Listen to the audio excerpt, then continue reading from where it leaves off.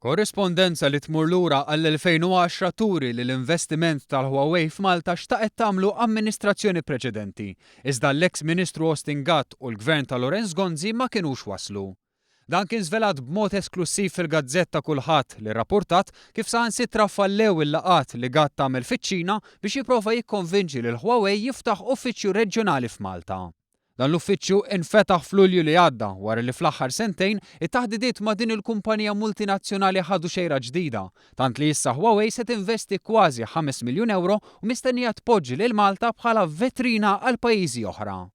Dan l-istess uffiċċju li tant xtaq jiftaħ Austin Gatt kien deskritt din il-ġimgħa mid-deputat nazzjonalista Charlo Bonnici bħala biċċa uffiċċju.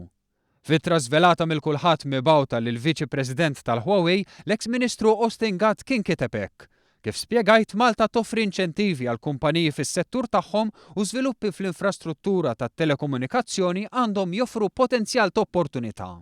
Wara żjara fiċ-Ċina, Gatt kien issokta jikteb: Id-diskussjoni fuq il-potenzjal ta' uffiċċju reġjonali hija ta' interess partikolari għalina.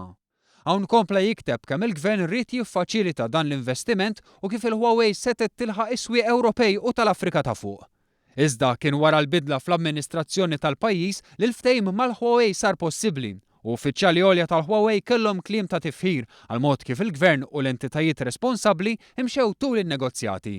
Tant li Edward Chen, il-kap eżekuttiv ta' Huawei Italja, iddeskriva l-Gvern Malti bħala effettiv ħafna. Tifħir li jidher mill-fatti hekk kif il-ġimgħa li għaddiet, il-Gvern Malti u Huawei iffirmaw ftehim ta' kollaborazzjoni fuq 3 proġetti b'investiment li laħħaq l-4 miljun euro u nofs.